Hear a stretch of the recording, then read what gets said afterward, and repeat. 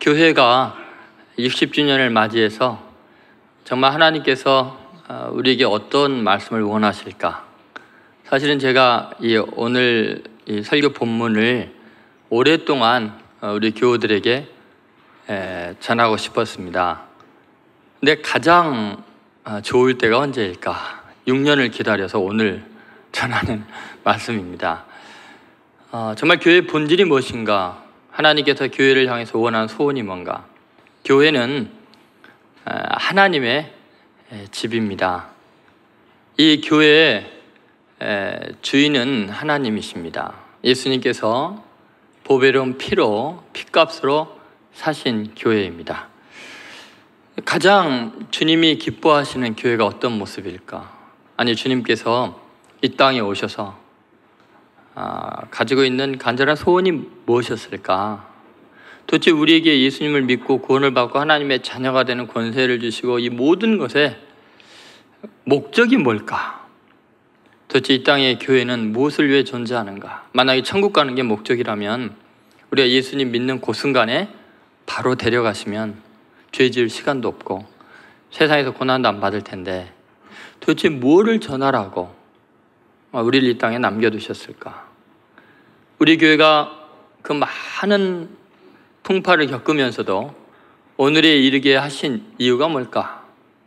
도대체 주님이 우리 교회를 향한 소원이 뭘까를 한번 생각해 보려고 합니다. 그래서 오늘부터 몇 주간에 걸쳐서 이 서로 사랑하라는 이 메시지를 전하려고 합니다.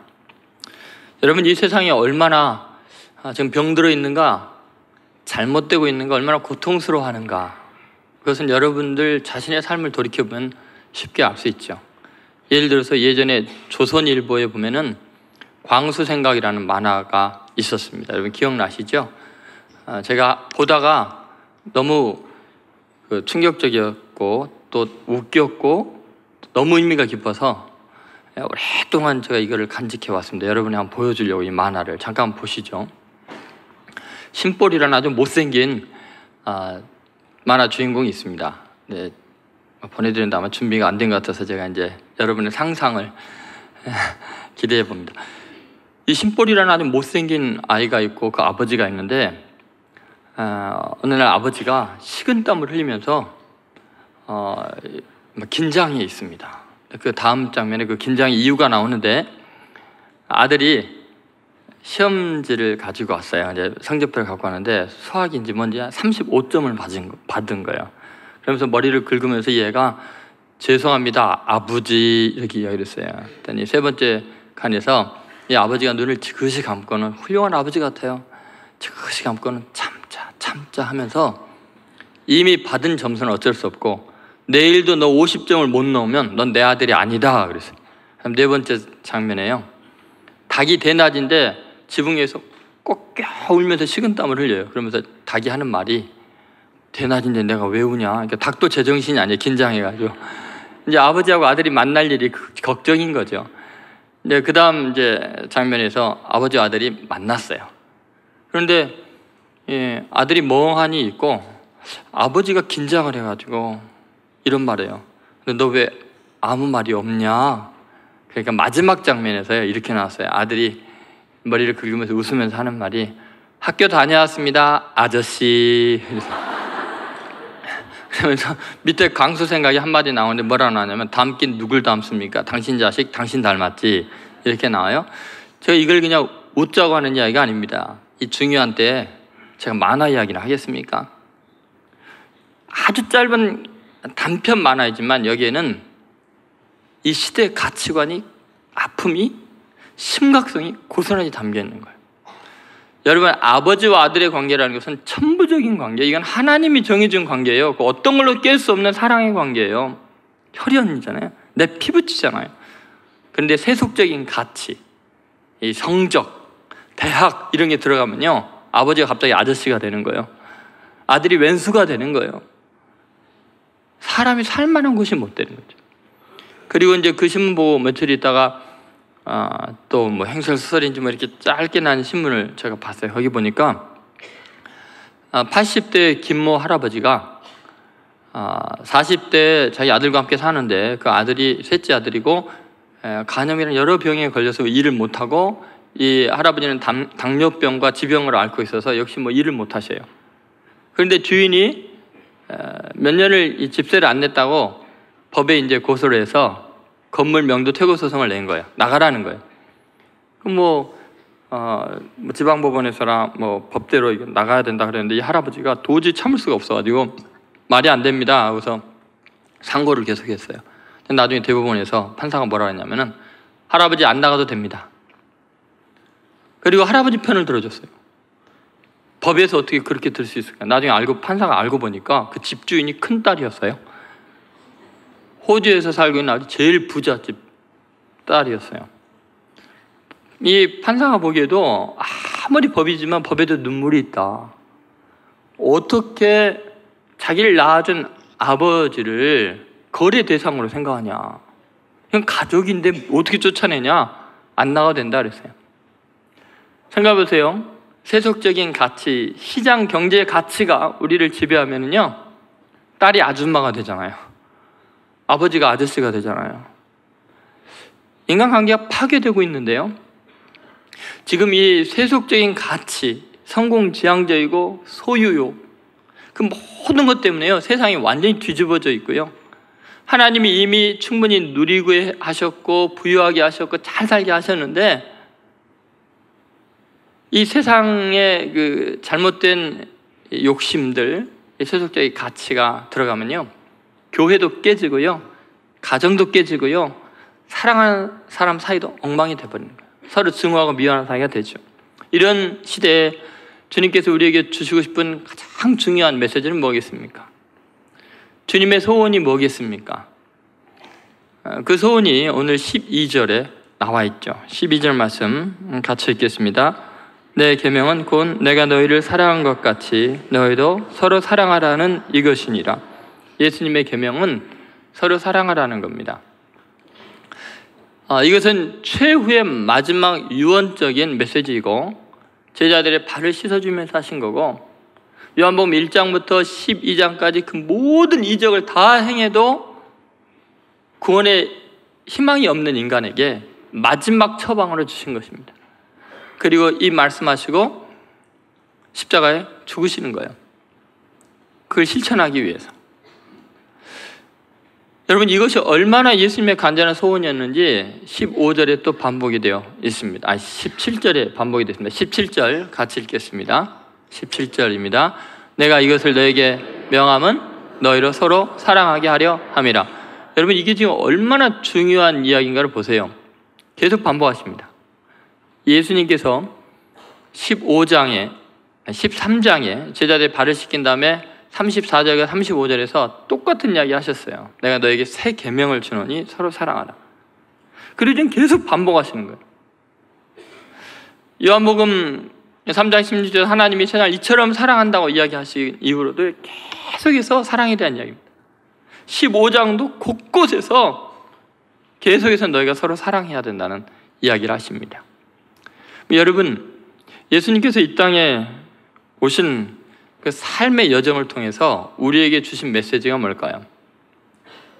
놀랍게도 예수님은 계속해서 잘못된 이 종교적인 관념과 의식과 형식들에 대해서 가슴 아파하셨습니다.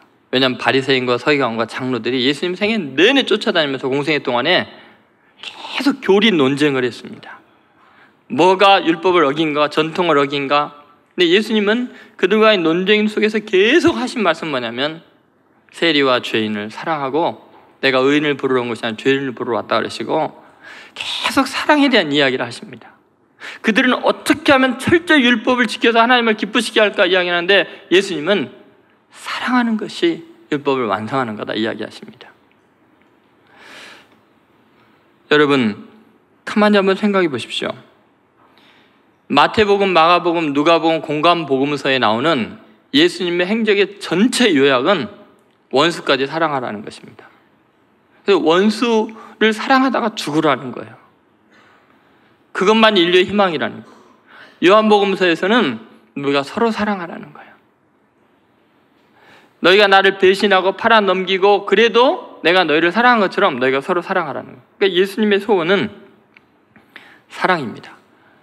서로 사랑하는 것입니다. 그러니까 여러분이 기독교인이 되었다는 것, 우리가 교인이라는 예수를 믿는다는 것은 딱 하나밖에 없는 요 계명 지키는 것이 피할 수 없는 우리들의 과업입니다. 기독교인이다라는 것은 사랑이 많은 사람이다라는 것과 일맥상통합니다. 여러분, 만약 여기서 비켜나가면서 나는 기독교인이라고 생각한다면 큰 오산입니다. 아무리 목사여도 여기 예외가 없습니다. 사랑 없는 목사는 사꾼입니다. 기독교인이라는 것은 결국 예수님의 이 한 가지 유언적인 명령을 지키지 않으면 무슨 희망이 있겠습니까? 사탄은 교묘하게 비본질적인 것을 가지고 인간의 가장 소중한 이 가치관들을, 하나님의 주신 계명들을 파괴하고 있는 거죠. 여러분, 도대체 돈이나 학벌이나 권력이나 이 모든 것들의 초점은 뭐냐면 이기주의로 도색된 자기 우상화입니다. 하나님을 높이는 게 아니라 자기를 높이는 것입니다. 이것처럼 무서운 것이 없습니다. 여러분, 주님의 소원이 과연 이 서로 사랑하라고 말씀하신 거라면 그 이유가 뭘까요? 왜냐하면 이 서로 사랑할 때 사실은 그리스도인으로서 모든 것을 완성하게 됩니다. 사랑하는 것 자체가 우리 생의 최고의 열매이고 놀라운 영광입니다. 예수님께서 우리에게 사랑하라고 한 것은 엄청난 복이 있기 때문에 그렇습니다. 그래서 교회의 사명이 사랑을 실천하는 것입니다. 자, 첫 번째, 60주년을 맞는 우리 교회에 주시는 이 하나님의 서로 사랑하라는 메시지가 왜 의미가 있는가? 교회를 교회되게 하는데 왜 중요한가? 첫 번째는 예수님 닮기입니다. 여러분, 내가 기독교인이 됐다는 것은 예수님을 닮아가는 것이죠. 여러분, 교회가 해야 될 일이 뭐냐면 이 세상 사람들, 마귀의 자식들 데려다가 하나님의 자녀 만드는 겁니다. 하나님의 아들 본받게 하는 것이죠. 그래서 로마서 8장에도 보면은 미리 아신 자들을 부르시고 부르신 이들을 의롭다 하시고 의롭다고 하신 이들을 영화롭게 하시는데 그 목적이 뭐냐? 그 예수님이 맏아들이 되게 해서 그 아들을 본받게 하려 한다고. 예수님을 닮게 중요합니다. 그럼 여러분, 어떻게 예수님을 닮으실래요? 신앙생활 하면서 내가 예수님을 이렇게 닮습니다라고 할 때 여러분, 예수님을 닮는 건 뭘까요? 자, 여러분, 예수님이 정확한 교리를 전하시는 것이 예수님의 삶이었습니까? 정교하게, 철저하게 교리를 지키는 거. 예수님은 그런 게 아니었어요. 예수님은 이적을 행하거나 또는 여러 가지 먹을 것을 주는 기적을 행하는 것이 궁극적인 목적이 아니었어요. 그렇다면 예수님 당시뿐만 지금까지 아픈 사람 다 나사버려야죠.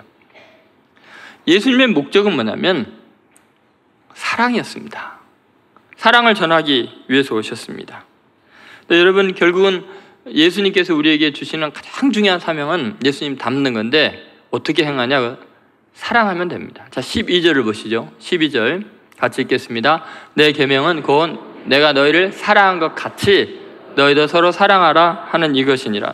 예수님의 계명이 뭐라고요? 자, 여러분, 서로 사랑하라는 거에만 우리는 관심이 있죠. 근데 바로 그 앞에 뭐라 그랬어요?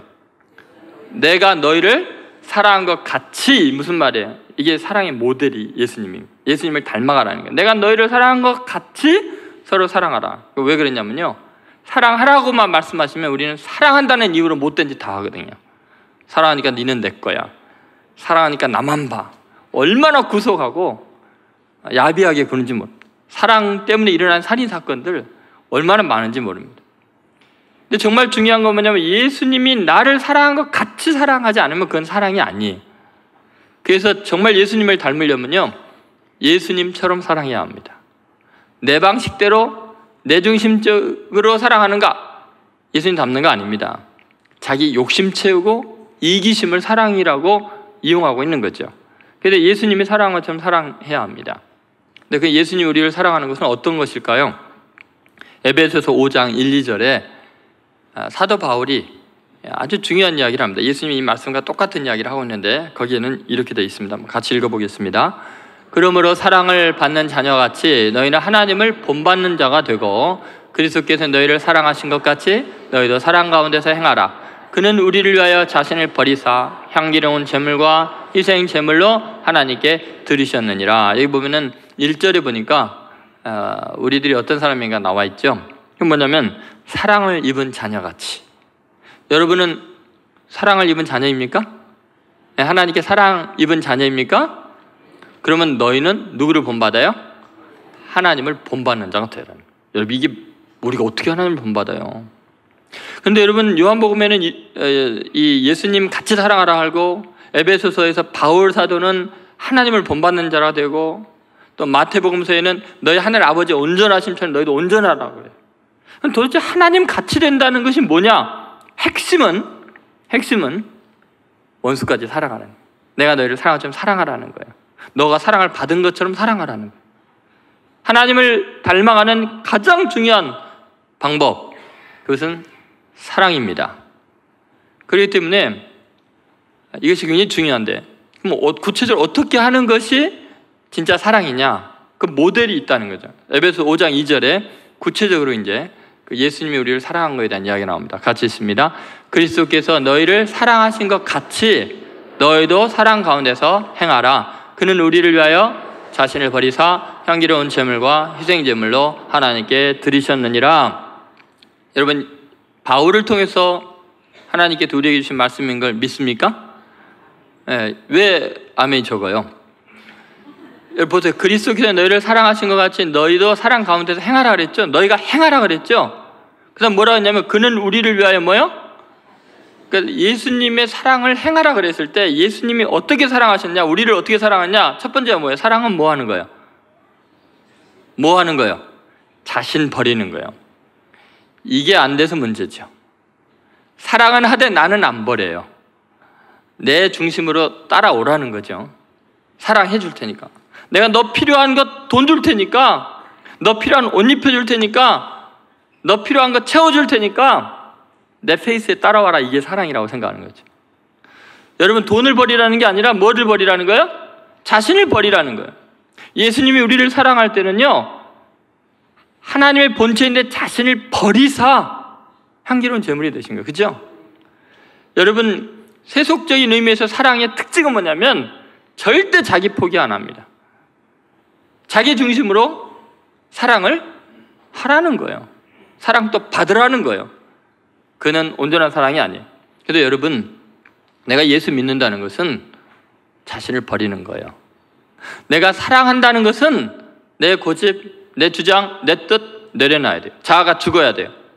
야곱이 이스라엘로 변화되는 창세기 32장에 엄청난 순간은요, 그 전에 있었던 야곱이 거부가 되고 야곱이 부인을 얻고 야곱이 자식을 많이 낳고 이런 게 야곱이 훌륭한 게 아니고요, 이스라엘로 바뀌는 거, 완전히 거듭난 순간은 환도뼈가 부러지는 순간이었어요. 야복강가에서 환도뼈가 완전히 부서지는 순간 하나님께서 그 야곱을 이스라엘로 바꿔줬어요. 여러분, 기독교인이 됐다는 것은 자신을 버리는 거예요. 내가 누군가를 사랑한다고 할 때는 내 자존심 죽지 않으면 절대로 안 돼요. 자기 버리지 않고 자기 내세우면서 하나님 일을 할 수 있습니까? 하나님 사랑한다고 할 수 있습니까? 결국 자기 일하는 거예요. 가족 간에도 마찬가지고요. 내 자아와 내 뜻이 이루어지지 않으면 못 견디고 힘들어하고 괴로워하는 것은 사랑이 아니에요. 그건 내가 죽어야 돼요. 예수님이 우리를 그렇게 사랑했으니까 자아를 내려놓는 게 그렇게 어려울 수가 없어요. 우리는 끝까지 죽을 때까지 이 싸움을 해야 돼요. 사랑하기 위해서. 그래서 명령하신 거예요. 사랑하라. 이 말은 내가 너를 사랑하처럼 사랑하라는 것은 매일 싸워야 될 게 네 자신이지 그 인간이 아니라는 거예요. 너 죽을 수 있냐? 그래서 예수님께서 누구니 나를 따라오려거든 뭐라 그랬어요? 예수님 같아져야 된다 그랬잖아요. 따라오려고는 어떻게 하라 그랬어요? 첫 번째가 자기를 부인하는 거예요. 근데 너무나 많은 크리스천들이 자기를 세워가면서 자기 자존심 지키면서 하나님 일을 하는 거예요. 그래서 내 교리와 내 스타일과 내 뜻대로 안 되면 못 견뎌야 하는 것이 어떻게 하나님을 향한 사랑입니까? 예수를 향한 사랑이 되겠습니까? 자신을 버리는 것이 사랑입니다. 근데 그 버리는 방법은 뭐냐? 향기로운 재물이 되는 것입니다. 여러분 보통 나라를 사랑한다, 단체를 사랑한다 할 때 그 사랑하는 방법, 사랑의 표현이 뭐냐면 희생의 재물을 찾는 경우가 많습니다. 나라가 어려우면은 도대체 이렇게 어렵게 된 것이 누구 때문이냐 하면서 막 열변을 토하면서 뭐가 잘못됐는지 막 범인을 색출하고 원인을 찾아나는 거예요. 희생 재물을 찾는 거죠. 교회가 문제가 생기면 누구 때문이냐, 뭐 때문이냐, 희생의 재물을 찾습니다. 가족 간에 어려움이 생기면 꼭 그렇습니다. 원인이 뭐냐? 정말 내가 이 공동체를 살려야 되는데 그건 예수님의 방법이 아니에요. 자신을 버리사 향기로운 재물이 되는 거예요. 내가 향기로운 재물이 되는 게 사랑이에요. 재물 찾는 게 사랑이 아니에요. 진정한 애국자는 누구 잘못했다고 비난함으로써 애국자가 되는 게 아니에요. 자기가 재물이 되는 거예요. 그래야 사랑이에요. 여러분 희생에 재물이 될 각오가 없으면 누구 재물 삼으려고 하지 마세요. 그건 사랑이 아니에요. 자기가 재물이 되는 것이 사랑이라는 거예요. 그 다음에 예전에 개혁성에 보면 생축으로 들으셨다는 거예요. 진짜 사랑은 상대편 앞에서 내가 짐승이 되는 거예요. 생축이 돼야 재물이 될 거 아니에요. 나는 짐승입니다 하면은 그게 진짜 사랑이에요. 정말 사랑하는 사람 앞에 가면 내가 초라하게 느껴지거든요. 이거 고개 뻣뻣 세우고 나 혼자 잘났다고 생각하는 한은 아직 사랑이 아니에요. 그 사람 앞에 가면 너무 그 사람이 귀하고 그 사람이 나를 봐주는 것만으로도 떨리고 그게 사랑의 감정이지. 너 나랑 사는 걸 영광으로 알아. 그건 사랑이 아니에요. 사랑은 자신을 짐승처럼 여기는 거예요. 재물이 되기 위해서 자신을 버리는 게 그러는 거예요. 그래서 여러분 예수님처럼 사랑하기 위해서는 오늘 자아인식이 바뀌어야 돼요. 나는 죽었다. 나는 기껏해야 짐승에 불과하다. 아니 예수님도 당신이 짐승이 되려고 짐승이 우리에 태어났는데 우리가 뭐 대단하다고 자존심 때문에 막 힘들어합니까? 오늘 이 시간에 예수님처럼 사랑하는 사람, 예수님 닮기를 원한다면 나는 짐승이려니 하세요. 가슴에 손 얹고 따라하세요. 왜 웃으세요? 나는 짐승입니다. 그냥 그렇게 사세요. 자신을 죽이세요. 옆 사람에게 인사하세요. 사랑합니다. 나는 짐승입니다. 자존심 내려놓겠습니다. 오늘 집에 가서 가족 만나면 꼭 그렇게 하세요. 들어가자마자 멍멍멍 하시든지 매 하시든지 나는 짐승이니까 알아서 하세요. 존경하고 사랑합니다. 난 죽었습니다. 여러분 예수님은 심지어 생명의 떡이라 그랬습니다. 자신을 떡이라 그랬는데 여러분 어떻게 사람이 자기를 떡이라 그래요? 근데 예수님께서 이제 육신이 되어 오셨다는 말씀이 육신이 되었다는 요한복음 1장에 나오는 그 말씀은 그냥 육신이라는 게 소마라는 몸뚱어리가 아니라 사륵스라는 고기라는 말이에요. 고기, 살점이다라는 거예요. 나는 니네들을 위한 고기가 되려고 왔다. 그 지경은 안 될 망정 예수님이 우리를 사랑해서 우리를 위한 생명의 떡이 되고 고기가 되러 오셨어요. 그러니까 짐승이 우리 태어나신 거예요. 그것이 기독교예요. 그 예수님 본받아 가는 거예요. 여러분 우리는 교회를 사랑하고 나라를 사랑하고 주님을 사랑하고 예수를 사랑하는 사람들입니다. 그러려면 제일 먼저 지금 괴로워해야 되는 게 자기 자아예요. 자아 죽지 않으면요 절대로 예수님 못 닮습니다.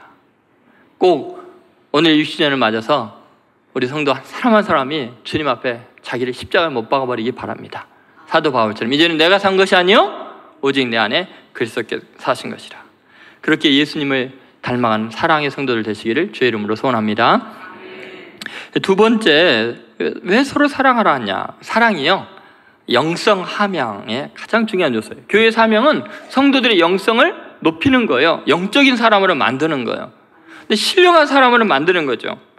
근데 사랑은 가장 중요한 영성의 척도가 됩니다. 이 사람이 얼마나 영적으로 깊이 있는가는 얼마나 사랑이 많은 사람인가를 보면 알 수 있습니다. 여러분 14절 말씀을 보면은 그것이 명확하게 드러나 있습니다. 14절 같이 읽겠습니다. 너희는 내가 명하는 대로 행하면 곧 나의 친구라. 여러분 명하는 게 뭐예요? 예수님 명하는 게 뭐예요? 서로 사랑하라는 거죠. 그거 하나밖에 없죠? 너희는 내가 명한 대로 행하면 그건 뭐라고요? 예수님의 뭐예요? 친구예요. 여러분 친구 사이는 어때요? 가까운 사이예요? 아주 오랫동안 허물없이 지내는 가장 밀접한 관계가 친구 사이예요. 그래서 가끔가다 제 딸들도 보면요 엄마 아빠한테는 이야기 안 하면서 지 친구들한테 속에 있는 이야기 다 해요. 친구라는 것이 보통 가까운 사이가 아니에요. 여러분, 하나님과 가까운 사이가 되는 게 영성이 깊은 거 아니겠어요? 그러면 여러분, 우리가 하나님과 가까운 영성을 소유한 사람, 하나님과의 친밀도를 유지하는 방법이 뭐냐면 사랑하는 거라는 거예요. 흔히 우리는 기도의 법률에 빠지고 성경 지식이 많고 교회 열심히 봉사하고 성령의 은사를 받으면 그것이 영성이 깊은 줄로 착각을 해왔었어요. 그동안 모든 한국 교회가 어떤 실수를 저지냐면 영성의 척도를 아주 깊은 교리적인 지식이나 또는 정반대로 극과 극으로 아주 뜨거운 영적인 어떤 은사들을 영성의 척도로 생각을 했어요. 근데 여러분, 놀랍게도 그 모든 것들은요, 다른 종교도 다 있습니다. 성경에 거기에 대해서 전혀 영성의 척도라는 이야기를 하고 있지는 않습니다. 오히려 반대의 이야기를 합니다. 여러분 생각해 보세요. 마태복음 산상보훈에서 원수까지 사랑하라는 이야기를 하시면서 결론을 어떻게 맺고 계시냐면, 너희 중에 어떤 사람이 와서 주여 주여 내가 주의 이름으로 선지자 노릇하고 예언을 하고 방언을 말하고 귀신을 쫓아내지 않았습니까? 하는 엄청난 영적인 이야기들을 했어요. 그랬더니 예수님께서 뭐라 그러세요? 뭐라고 말한다 그랬어요? 불법을 행하는 자들아 내게서 떠나가라. 그 다음 뭐라 했어요? 내가 너를 도무지 알지 못하노라. 영성 제로예요. 예수님이 친구가 아니고, 아니 그러면 선지자 노릇도 했잖아요. 말씀 잘 전했잖아요.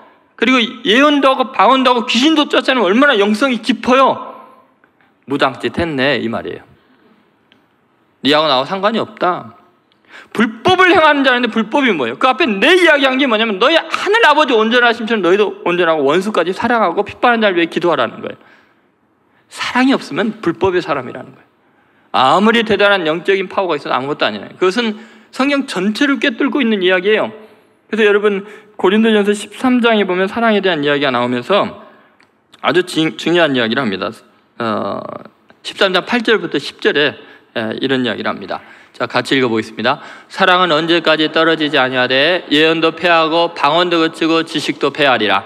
우리는 부분적으로 알고 부분적으로 예언하니 온전한 것이 올 때에는 부분적으로 하던 것이 패하리라. 지금 여기 보면 예언도 방언도 지식도 이 교리죠. 이거 다 어떻게 된다고요?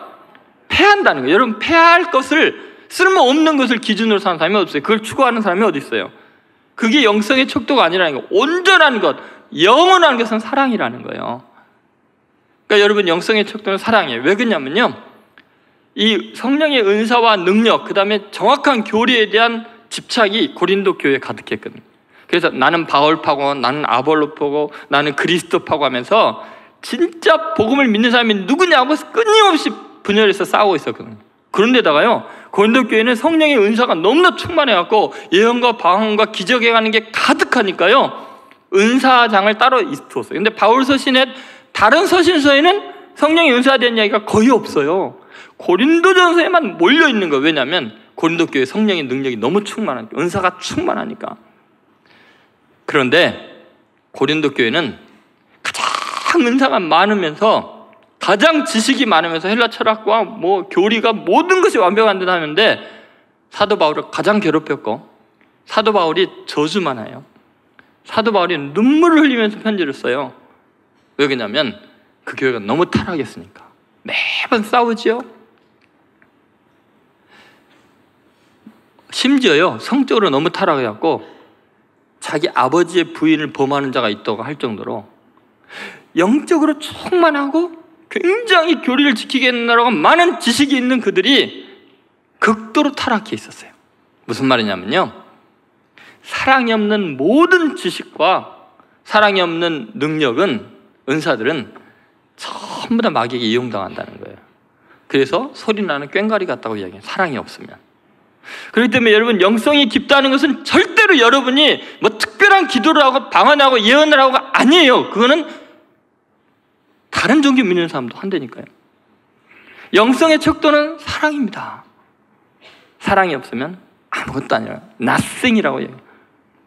그러면 여러분, 왜 주님께서 우리에게 서로 사랑하라고 하느냐? 영성이 깊은 사람, 하나님을 가까이 하는 사람이 되라는 거예요. 그러므로 여러분이요, 정말 하나님과 가까워지고자 한다면 성도를 향한 사랑이 있어야 돼요. 이웃을 향한 사랑이 있어야 돼요.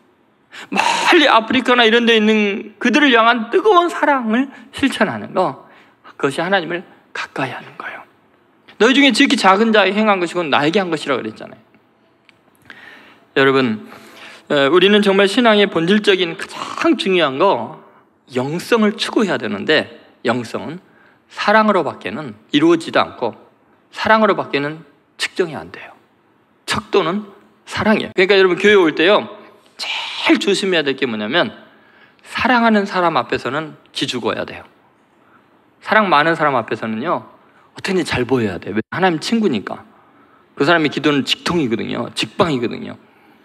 그러니까 여러분, 교회에서 가장 여러분이 두려워하고 잘 존경해야 될 최고의 영성가는 누구냐면 담임 목사가 아니에요. 착각하지 마세요. 성수학 박사도 아니에요. 헌금 많이 하고 교회 봉사 많이 한 장로도 아니에요. 권사도 아니에요. 누구나 될 수 있어요. 그건 뭐냐면, 여러분 주위에 보세요. 교회에서 가장 권위 있고 위대한 사람은 사랑 많은 사람이에요. 그 사람은 하나님 친구거든요. 어떻게든지 아부를 하세요. 그 사람한테 잘 보여야 돼요. 그래야 하나님께 그 사람 기도하면 바로 응답되니까. 왜냐하면 하나님의 친구라고 했으니까. 여러분, 교회에서요, 뭘 추구하세요? 교회를 뭘 바르게 하고 개혁을 할 수 있다고 생각하세요? 아니, 예수님이 하라는 이 유일한 계명을 어기면 희망이 없어요. 여러분, 사랑 많은 사람이 되기 위해서 정말 노력 많이 해야 돼요. 예수님이 왜 이렇게 서로 사랑하라 그랬냐? 나 너 친구가 되고 싶고, 너 가까이 하고 싶은데 너 딴 짓만 하고 있으면 내 친구가 못 되잖냐. 나는 사랑인데 너는 뭘 지키겠다고 하는 거냐. 사랑하는 사람만 하나님을 알고 하나님과 가까워질 수 있어요. 신앙의 본질과 핵심이 사랑이기 때문에 예수님이 세 계명을 사랑으로 지는 거예요. 여러분, 꼭 예수님과 친한 사람 되시기를 주의 이름으로 소원합니다. 마지막으로, 왜 서로 사랑하라 그랬냐? 이게 왜 교회의 사명이냐면, 교회는요, 인간의 가치를 회복시키는 기관이에요. 교회를 이 땅에 왜 남겼느냐? 사탄에 의해서 저주받고 조롱받는 인간들의 가치를 존귀하게 만들기 위해서요. 예를 들어서 이래요. 예수님께서 15장에서 하는 아주 중요한 서로 사랑하라고 하는 목적이 있는데, 존재의 가치를 완전히 바꾸기 위해서요. 자, 15절 말씀 같이 한번 읽어보겠습니다. 15절입니다. 이제부터는 너희를 종이라 하지 아니하리니 종은 주인이 하는 것을 알지 못함이라. 너희를 친구로 하였노니 내가 내 아버지께 들은 것을 다 너희에게 알게 하였습니다. 여러분, 여기 보면 이제부터는 뭐냐면, 네가 이제 진짜 사랑하기 시작하면 그때부터는 뭐요? 너희를 뭐라고 하잖아요? 종이라 하지 않고 뭐라고 한다고요? 친구라고 한다고 했어요. 여러분, 여기에 보면 사회적인 신분이 한 4개 나오죠. 종도 나오고 주인도 나오고 친구도 나오고 아버지도 나와요. 근데 여러분, 지금부터 2000년 전에 쓰여진 글이에요. 종과 주인은, 노예와 주인은 하늘과 땅 차이예요. 친구와 노예는요, 비교가 안 돼요. 근데 여러분, 지금부터 2000년 전에 이 글이 쓰였어요. 노예인 사람을 사랑만 하면 친구라고 하겠다는 거예요. 존재의 가치가 완전히 달라진다. 사랑하면 존귀해진다는 거죠. 만약에 지금부터 한 500년 전이라고 생각합시다. 조선시대라고 생각하고 어떤 대감집에 친구인 장군이 찾아왔어요. 노예 종이 막 가서 어서 오십시오 하고 잘 모시고 상도 차리고 안방에서 이제 약주 드시면서 뭐 식사하면서 있는데, 노예가 마당에서 이렇게 대기하고 있죠. 주인님, 또 필요한 거 없으십니까? 뭐 대답도 안 해요. 필요하면 말하지 뭐. 그런데 가만히 생각하니까 지도 인간, 나도 인간, 저 장군도 인간, 나도 인간인데 나는 왜 여기서 이러고 있나 생각해보니까 이상한 거예요. 그래서 그냥 터벅터벅 올라갔어요. 그리고 그 상 앞에 탁 앉아갖고 나도 한 잔 주시오. 어떻게 됐을까요? 그놈 거기 맞아 죽었을 거야 아마. 그죠? 여러분, 이 종과 친구는 하늘과 땅 차이예요. 근데 주님이 지금 2000년 전에 이 말씀하시는 거예요. 로마 시대 노예는 인간이 아니었어요. 짐승보다도 못했어요. 재산 목록에 불과했어요. 그런데 너희가 죄의 노예일지라도 사랑하게 되면 나의 친구가 된다. 존재의 가치가 완전히 달라진다. 여러분, 사랑의 비밀이 그거예요. 여러분, 사랑하면요, 모든 것이 존귀해지고 아름다워집니다. 사랑하면은 그때부터 세상이 얼마나 아름답고 멋져지는지 몰라요. 가치가 완전히 달라져요. 누군가를 사랑하는 순간부터요. 제가 이 이야기를 하려면 끝이 없을 거예요. 예를 들면 성경적인 이야기만 해도요, 구약시대 노예가 주인을 사랑하면 희년이 되어서 자유케 돼야 되는데, 나는 주인을 사랑하기 때문에 자유인이 되는 게 싫습니다 라고 말하잖아요. 그러면 그를 데려다가 그 기둥에다가 귀를 대고 송곳으로 뭐예요? 구멍을 뚫게 돼 있어요. 그러면 이 사람은 영원히 이 집의 노예다, 사랑함으로 노예가 된 사람이란 표시가 귀고리예요. 귀고리. 여러분들 여기 노예들이 많이 있는 것 같은데 그러면 어떻게 되냐면, 주인이 죽을 때요, 그렇게 귀에 구멍을 뚫고 주인을 사랑해서 자유인이 될 수 있는 노예가 되는 사람을 위해서 아들의 하나처럼 재산을 상속하게 돼 있어요. 그게 하나님의 법이에요. 사랑하면 노예가 아들처럼 느껴지는 거예요. 빌레몬서라는 신약의 한 장짜리 책에 보면은 오네시모라는 노예가 바울을 너무너무나 사랑하게 돼요. 폐인이 되었던 사람이, 로마 시대의 노예이고 죄수인 사람이 바울을 통해 복음을 듣고 거듭나고 나니까요, 바울을 너무너무나 사랑하니까 바울이 형제라고 부르라고 주인에게 이야기하잖아요. 빌레몬에게 나를 영접하는 것처럼 영접하라고 하잖아요. 나중에 50년 후에요, 초대 어떤 교회에 감독이 돼요. 이 사람이, 노예였던 사람이, 죄수였던 사람이 바울을 사랑하고 하나님을 사랑하니까 존재가 완전히 달라지는 거예요. 여러분, 사랑하면 반드시 여러분의 가치가 달라지게 돼 있어요. 사랑하면서부터 놀라운 변화들이 일어나는 거죠. 서로가 존귀해지죠. 제가 짤막하게 제가 경험했던 한 이야기 해드리고 말씀을 마치도록 하겠습니다. 제가 신학생 때 그 분식점이 있었고 매점이 있었어요. 그 학교 안에. 근데 분식점에서 빼빼 마른 그 아주머니 한 분이 과부로 계시고 두 딸을 키우고 계셨어요. 너무너무나 무더운 여름에 땀을 비오듯들면서 뭐 수백 명의 분식을 이렇게 만들어 주시는데, 그 땀 흘리고 막 너무 많이 더워서 안쓰러워서 제가 그 시원한 음료수를 한 잔 하나 사가지고 캔으로 이렇게 드리면서, 집사님 너무 더우신데 이거 시원하게 한 잔 드시고 일하세요? 그랬더니 뭐 주문할 거냐? 그래서 라면이요. 그랬더니 라면이 나왔는데 라면이 아니고 정체불명의 그 어떤 요리가 나온 거예요. 그 라면을 시켰는데 거기 계란도 만두도 떡도 김가루도 꾀도 참기름이 범벅이 되고 냄새가 진동을 하고, 뭐 그 집에 있는 재료가 다 들어가서 이상한 희한한 요리가 돼서 나온 거예요. 집사님, 제가 이게 라면 시켰는데 이게 뭐예요? 그랬더니 그냥 갖다 드시래요. 그래서 근데 가서 먹는데 옆에 있는 사람이 참기름 사더라니까 이렇게 보더니 뭐 시키면 그게 나와요? 그래서 라면 시켰다고. 나도 라면 시켰는데. 그리고 이제 며칠 있다가 또 가는데, 그때 해태제과에서 호박죽이 캔으로 돼서 건강 음료라고, 호박이 이제 연구 결과 건강에 좋다라고 나왔어요. 그래서 제가 그 매점 아주머니에게 이거 한 박스에 얼마나 그랬더니 7,000원 얼마래요. 그래서 제가 호주머니 다 뒤졌더니 6,000원이 좀 안 되는 것 같아요. 그 정도예요. 그래서 제가 그 매점 아주머니한테, 분식점 아주머니 퇴근할 때 요거 좀 전해주라고, 그리고 모자라는 돈은 제가 다음에 와서 갚겠다고, 근데 그렇게 이야기를 했어요. 그리고 이제 며칠 있다가 갔는데 이 분식점 아주머님이, 집사님이 나를 보자마자 뛰쳐나오셨어요. 그 음식만 나올 수 있는 구멍인데 어떻게 나왔는지 아직도 저는 모르겠어요. 나오셔서 저를 콱 붙잡고서, 범인이 전사님이죠 막 그러는 거예요. 나 잘못한 건데 왜 이러세요? 왜 이러세요? 그랬더니 뭐 거짓말 하지 마세요. 전사님이 틀림없다고. 그러면서 하는 말이, 아니 7,000원도 없어가지고 외상까지 치면서 가난한 전도사가 뭔 돈이 있다고 그 짓을 하냐고 막 뭐라 그러면서 화를 내면서 정색을 하고는 앞치마에서 돈을 한 주먹을 꺼내갖고 10,000원짜리 5,000원짜리 가리지도 않고 그냥 한 주먹을 꺼내서 호주머니에 넣어주는 거예요. 그래서 제가 왜 이러시냐 그랬더니 남의 성의를 무시하는 거냐고, 내 돈은 뭐 이렇게 벌어서 받으면 안 되냐고 뭐 화를 내시잖아요. 그래서 제가 할 수 없이 뭐 창피해갖고 받았어요. 옆에 있는 사람이 다 쳐다보니까. 집에 와서 세보니까 이거 뭐 10만 원이 훨씬 넘는 거예요. 야, 6천 얼마 내고 참 돈 버는 방법도 가지가지다 이렇게. 그랬는데 어머니 날이 이제 지나고, 저는 이제 대학교 3학년 때 어머님 돌아가셨는데 그 아주머니 생각이 나는 거예요. 그래서 제가 이제 농협에 가서 조그만 꿀단지를 하나, 쬐까만 거 싼 걸 하나 샀어요. 토종꿀 있는 걸. 그리고 이제 아주머니한테 가서, 아주머니 몸이 너무 약하시고 그러니까 건강하셔? 우리에게 맛있는 거 만들어 수도 있잖아요. 그러니까 이거 드시고 건강하세요. 이 집사님이 이걸 받아들고는 아무 말을 못하는 거예요. 한참을 울먹이시더니 눈물을 쭉 흘리시면서 이런 말을 하시더라고요.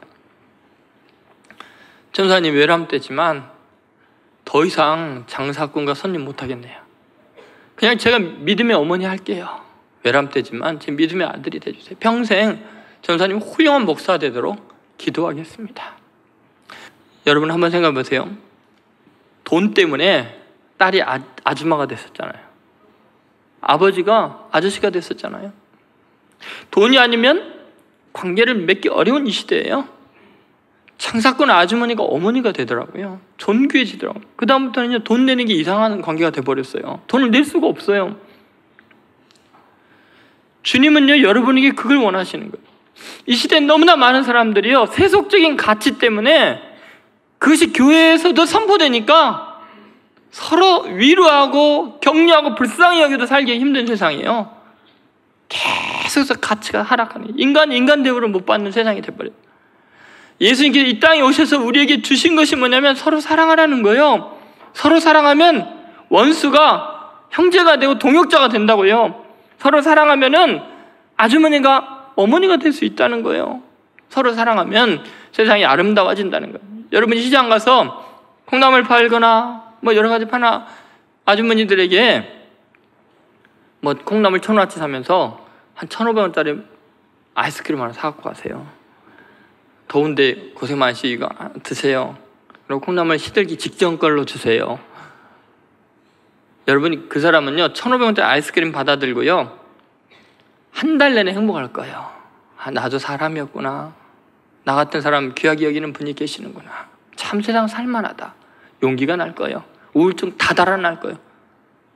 사랑하면 우리는 서로 존귀해 줄 수 있어요. 여러분, 교회가 해야 될 일이 뭐냐면요, 얼마나 정확한 교리를 아느냐도 아니고요, 얼마나 거룩하게 예배드리고 뭐 얼마나 찬양을 잘하고, 그게 본질이 아니에요. 예수님이 그랬으면 세 계명을 너에게 주노니 기가 막힌 찬양을 잘하거라 그랬을 거 아니에요. 아니면 니네들 뭐 신학자들이 되어라 그랬을 거 아니에요. 그런 게 아니라니까요. 교회가 해야 될 일은 세상을 아름답게 만드는 거예요. 하나님의 사랑을 현실에 느끼게 하는 거예요. 천상에 있는 교리가 아니라 땅에 있는 하나님의 뜨거운 마음과 사랑을 전하는 거예요. 이 시대가 서로 증오하고 미워하고 죽이는 세상에서 서로를 사랑하고 아름답고 존귀해지는 세상을 만드는 거예요. 우리 교회가 이 자리에 이대로 있어서는 안 돼요. 이 지역에 얼마나 많은 젊은이들이요 사랑이 없었어요. 그 사랑 느끼고 싶어서 밤새껏 춤을 추고 몸을 비우고 돈을 낭비하고 술에 취하고 있는데도 해결이 안 되잖아요.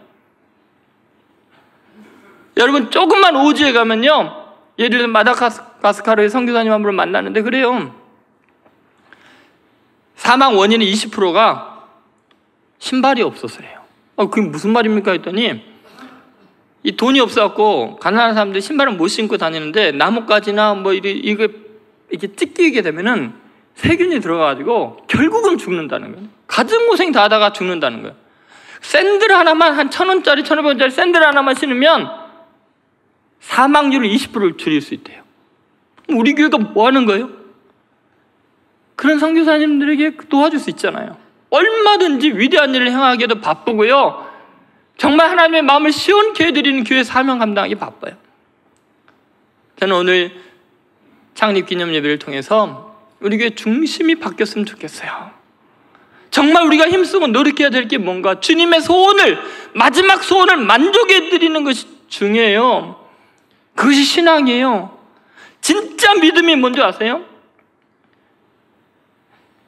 사랑하는 거예요.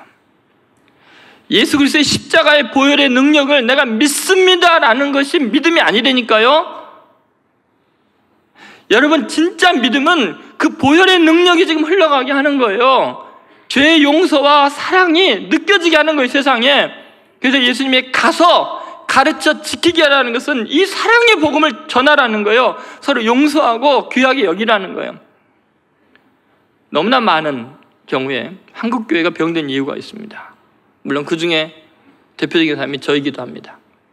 뭐를 그동안 제가 착하게 왔고 우리들이 착각해 왔냐면요, 잘 믿는 걸 말로 전하는 거, 그것이 믿음이라고 생각했는데 예수님 뭐라 했냐면요, 내가 너희를 사랑한 것 같이 너희가 서로 사랑하라 그랬어요.